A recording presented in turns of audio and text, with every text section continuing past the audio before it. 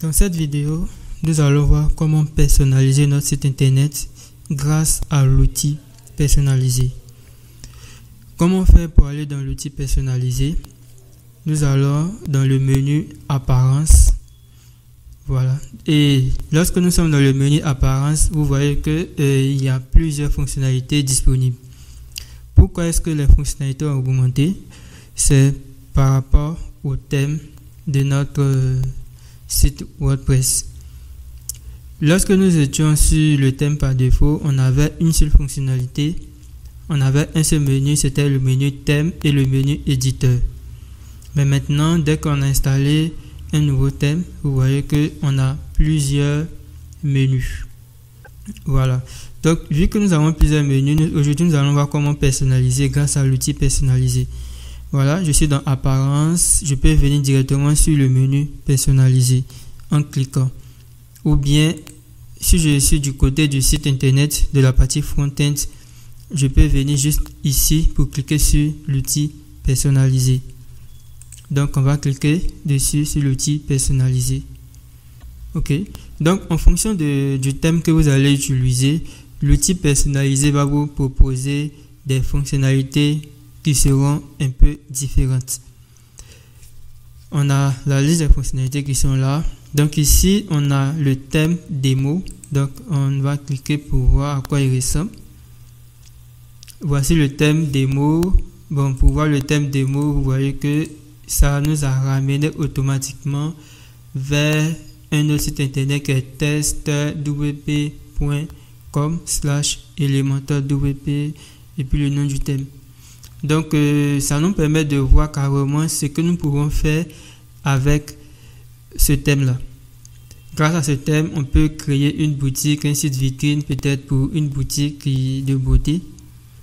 Donc, on nous montre un peu. Donc, déjà, quand vous regardez la démo, vous savez un peu ce que vous pouvez faire avec ce thème.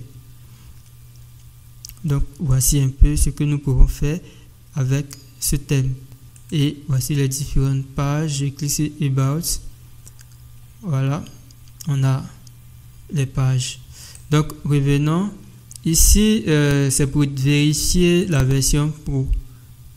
Voilà, donc si on veut acheter peut-être la version Pro du thème. Ça, c'est la version Pro, je pense. Donc, au niveau de la version Pro, voici les tarifs des différents modèles qu'on peut bénéficier. Donc, c'est le site qui nous propose d'autres versions professionnelles. Voilà, donc vous pouvez venir acheter les thèmes qui sont juste ici. Tout va dépendre des fonctionnalités que vous voulez avoir. Voilà. Mais dans cette série de vidéos, nous, on ne va pas vous recommander d'acheter. On va travailler avec le thème gratuit. Maintenant, on a la documentation ici du thème qui est là. Donc ici, c'est la liste de la documentation. Vous pouvez prendre le temps de lire. Elle est en anglais, mais vous pouvez faire clic droit, traduire avec le navigateur juste pour lire la documentation. Bien que moi, je n'aime pas le faire. Voilà. Donc, au niveau du thème, il y a une démo. Mais avant d'installer la démo, il faut forcément installer les extensions recommandées. Voilà. Donc, on a réglage général. Ici, on peut renommer le nom du site internet. Bon, là, je vais mettre New Life Boutique. Ensuite, on va sélectionner le logo de New Life. Ok, voici le logo ici. C'était dans ce dossier que j'avais renseigné. Donc, je vais uploader le logo carrément de New Life. Là, je fais pas de recadrage. Voilà. Et puis, afficher le titre et le slogan. Là, je vais décocher pour ne pas afficher vu que j'ai déjà affiché le logo. Et puis ici, on va rajouter l'icône du site. L'icône, c'est le logo qui va apparaître tout juste en haut. Donc, je vais mettre le même logo comme icône. On va mettre la goutte d'eau de New Life comme icône. Donc, on fait un petit recadrage Voilà. Et j'enregistre en cliquant sur le bouton publier. Je ressors. On peut venir sélectionner une couleur d'arrière-plan. Bon, on va laisser sur blanc. Ici, c'est pour définir une page statique comme page d'accueil. Bon, là, on n'a pas vraiment créé de page, donc on ne peut rien faire. Voilà, donc si on veut définir une page statique comme page d'accueil, on va venir la choisir ici. Mais ici, il n'y a aucune page, à part la page exemple. Vous voyez, on peut définir la page exemple comme page d'accueil. Donc, on va remettre tout par défaut.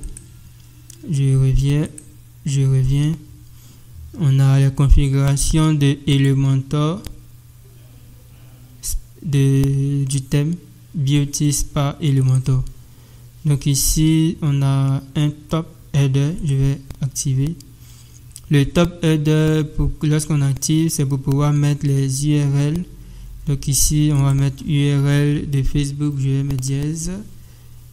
On va voir ce qui va afficher. Ok, je vois pas quelque chose affiché. Bon, je vais mettre dièse ici aussi.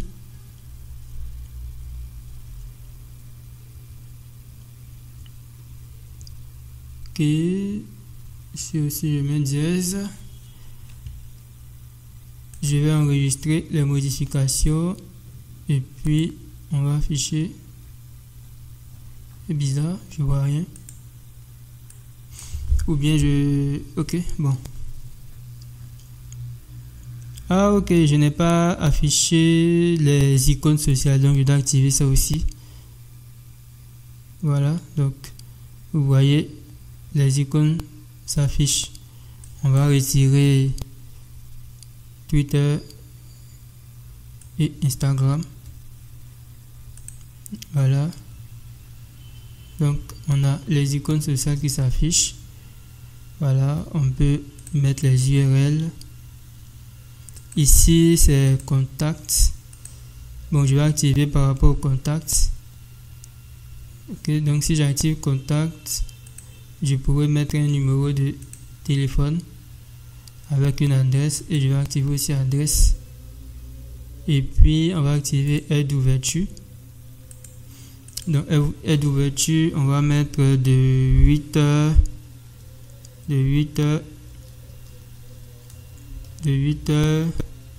à 17h30. Donc de 8h00 à 17h30. Et puis on enregistre. Donc vous voyez un peu, on vient de carrément modifier le site. Attends. Je vais retirer Pinterest. Voilà. Donc on a Facebook, on a LinkedIn. Ok, on va rajouter YouTube.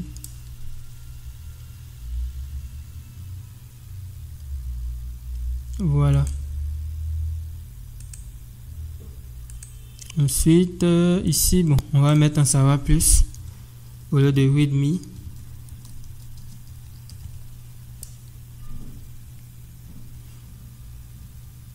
Et j'enregistre. Ensuite, on a le layout box ou white. C'est quoi la différence? Voici box, à quoi il ressemble. Et voici white, à quoi il ressemble. Et puis la position de la sidebar. Par défaut, elle est à droite. On peut mettre ça à gauche. La sidebar, c'est ce qu'elle est là. Vous voyez, c'est venu à gauche. Ou on peut mettre no sidebar. Pour dire sans sidebar. Voilà. Donc on retire carrément la sidebar.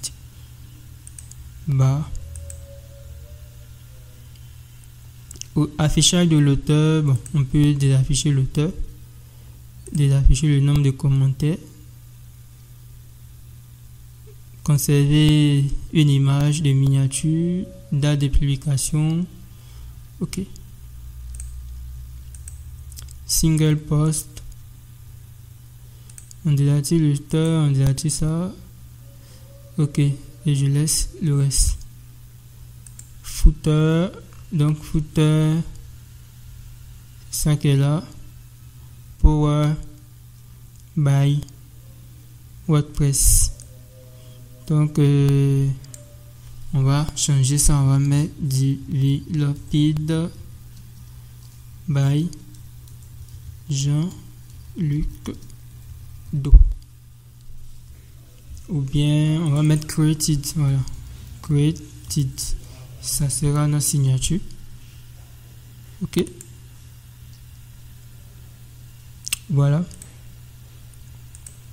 Fonctionnalité avancée, donc ici c'est activer scroll top et activer chargement, activer sticky. Sticky c'est par rapport au menu. Bon, vous voyez que ici aussi en haut, quand je scroll pour descendre, vous voyez un peu ça suit, mais de toute façon ça bloque un peu parce que il n'y a pas assez d'éléments pour scroller vers le bas. On a image d'en-tête, pour le moment il n'y a rien. Ici on a le menu, voilà, donc on va créer un nouveau menu. Bon, on va l'appeler menu principal. Voilà, donc on va définir que c'est le primary menu. Donc on va ajouter un élément. Bon, je vais ajouter pour le moment un lien personnalisé qui sera accueil.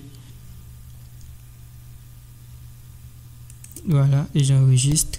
Et vous voyez que on a un élément dans le menu. C'est un lien accueil qui pointe vers rien. Donc on va sortir et on va voir un peu à quoi ressemble notre page. Voilà. Quand je clique, vous voyez un peu. Bon, quand je clique, ça ramène vers accueil.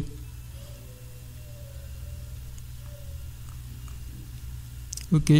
Donc, merci d'avoir suivi cette petite vidéo sur la personnalisation de notre site WordPress avec l'outil personnalisé.